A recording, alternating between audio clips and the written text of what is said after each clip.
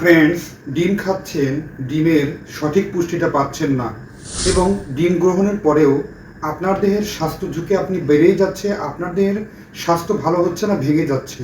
স্বাস্থ্যের উপকারের পরিবর্তে ক্ষতি হচ্ছে ডিম গ্রহণের পরেও। এত এত পুষ্টিগুণসম্মত ডিম কিভাবে আপনার দেহের ক্ষতির কারণ হচ্ছে এবং আপনার দেহের সুস্থতার পরিবর্তে আপনি দিনকে দিন অসুস্থ হয়ে পড়ছেন আর অনেক বেশি পরিমাণ ঝুঁকির দিকে চলে যাচ্ছেন আপনি না জেনে এই বড় বড় ভুলগুলো করার কারণে। হ্যাঁ বন্ধুরা, ডিম গ্রহণের পরেও আপনার পেটের, আপনার দেহের, আপনার পেশিকলার সঠিকভাবে বৃদ্ধির পরিবর্তে ঠেকে যাচ্ছে সব কিছু। এর প্রধান কারণগুলো কী কী এবং কোন সেই গুরুত্বপূর্ণ নিয়ম যেগুলো বদলানো খুবই জরুরি, সেই সম্পর্কে কিন্তু গুরুত্বপূর্ণ আলোচনা। তাই না কেটে সম্পূর্ণরূপে আজকের আলোচনাটি দেখুন এবং যারা সময় স্বাস্থ্য কথা চ্যানেলটি সাবস্ক্রাইব করেননি তারা অবশ্যই চ্যানেলটি সাবস্ক্রাইব করে পাশে থাকা বেল আইকনে ক্লিক করে নিয়মিত আপডেট নেবেন। চলুন গুরুত্বপূর্ণ আলোচনাতে চলে যাওয়া যাক। ডিম, প্রতিটা ডিমে আছে প্রায় 70 ক্যালোরি এবং 8 গ্রাম পর্যন্ত এতে প্রোটিন বিদ্যমান, যা অনেক হাই কোয়ালিটি, যা আমাদের দেহের প্রোটিনের চাহিদা মেটাতে খুবই গুরুত্বপূর্ণ ভূমিকা পালন করে।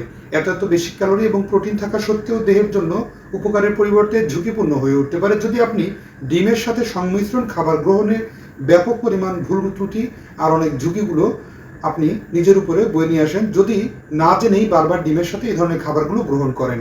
আপনি আপনার সকালের নাস্তায় ডিমকে গ্রহণ করুন কিংবা ডিম গ্রহণের অভ্যাস আছে, যদি ডিম গ্রহণের সাথে এর সাথে আপনি কলা কিংবা অন্যান্য খাবারগুলো গ্রহণ করেন, যেমন কলাতে আছে প্রচুর পরিমাণ পটাশিয়াম আর ডিমে আছে প্রচুর পরিমাণ প্রোটিন এবং ডিমে আছে প্রচুর পরিমাণ ভিটামিন এ, কোলিন আর অনেক বেশি পরিমাণ পুষ্টি উপাদান। এতে থাকা এই বিশেষ উপকারী ফ্যাট ওমেগা 3 ফ্যাটি অ্যাসিড এবং এই বিশেষ উপকারী ফ্যাট এবং কলাতে থাকা যে বিশেষ পটাশিয়াম, যা একসাথে গ্রহণে আছে বিপত্তি।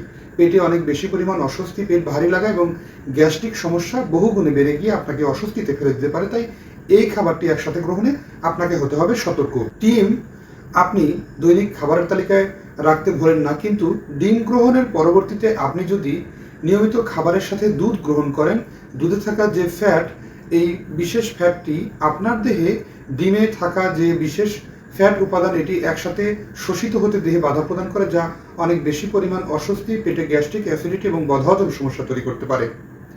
ডিম গ্রহণের পরে আপনি যদি পনির কিংবা বিভিন্ন প্রকার বিশেষায়িত খাবার এবং এর সাথে আপনি যদি একটু মিষ্টি জাতীয় খাবার গ্রহণ করেন, আপনার পেটে শোষণ হতে বিশেষ ধরনের অস্বস্তি, উৎকণ্ঠা তৈরি করে। তাই আপনাকে এক্ষেত্রে হতে হবে অনেক বেশি পরিমাণ সতর্ক।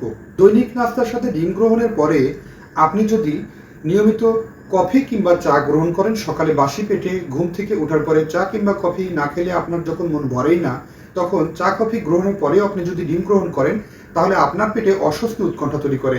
কেননা চায়ে থাকা টেনিন উপাদান এবং ডিমে থাকা যে বিশেষ প্রোটিন ও ফ্যাট উপাদান, যেটি একসাথে শোষিত হতে পেটে বাধা প্রদান করে, আর এটি গ্যাস্ট্রিক সমস্যা, বদহজম, পেট ফাঁপা কিংবা বারবার বাথরুমে যাওয়ার মতো সমস্যা কিংবা আপনার দেহের পেটের পেরিস্টালসিস প্রক্রিয়াতে ব্যাহত ঘটানোর মতো স্বাস্থ্য ঝুঁকিও লক্ষ্য করা গেছে। ডিম গ্রহণের পরে আপনি যদি আয়রন ট্যাবলেট খাওয়ার অভ্যাস থাকে বা আপনি যদি নিয়মিত আয়রন ট্যাবলেট খাওয়ার অভ্যাস থাকে, ডিমে থাকা বিশেষ আয়রন ও প্রোটিন উপাদান, যেটি আমাদের আয়রন ট্যাবলেটের যে আয়রন উপাদান ও দেহের ক্যালসিয়াম ট্যাবলেট খাওয়ার জন্য যে ক্যালসিয়াম গ্রহণ করেন, এই দুটি উপাদান শোষণ হতে বা অ্যাবজর্পশনে বাধা প্রদান করে। এক্ষেত্রে ডিমে থাকা আয়রন একদিকে শোষিত হয় না, অন্যদিকে আপনি যে ট্যাবলেট খাচ্ছেন আয়রন ট্যাবলেট, এটিও কিন্তু ভালোভাবে শোষণ হতে দেয় না।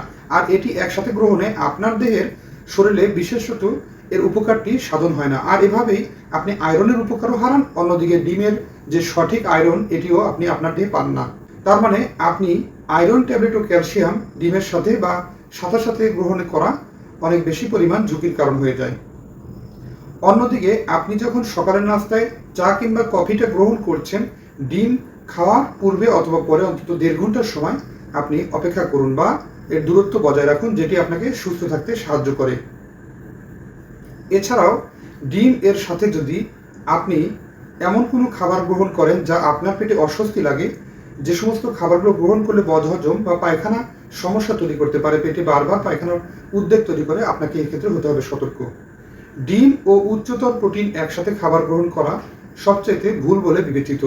ডিম এ থাকা প্রচুর পরিমাণ প্রোটিন, এটি গ্রহণের পরে যদি আপনি মাংস কিংবা পনির কিংবা বিভিন্ন প্রকার খাবার আছে যেগুলো অস্বস্তি, উৎকণ্ঠা তৈরি করে, এ ধরনের খাবার গ্রহণ করলে আপনার দেহের পেটে ফাঁপা, বদহজম, বমি কিংবা অনেক সময় এর সঠিকভাবে পুষ্টিগুণ দেহে শোষণ হওয়ার পরিবর্তে ক্ষতিকর ভূমিকা পালন করে।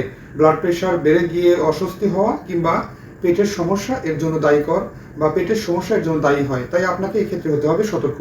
বন্ধুরা, শুনছিলেন ডিম এর সাথে সঠিক কোন কোন খাবারগুলো খেলে বা ভুল কোন কোন খাবারগুলো খেলে আপনার দেহের ঝুঁকি আসে।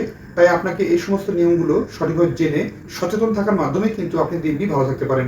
আর ডিম গ্রহণের পরে আপনি কোন কোন খাবারটি খাবেন না এবং কোন কোন খাবারটি কতটুকু দূরত্বে খাবেন সেটি জেনে কিন্তু আপনি ডিমের সঠিক পুষ্টি আপনার দেহে শোষণ হতে সহায়ক হয়ে উঠতে পারেন।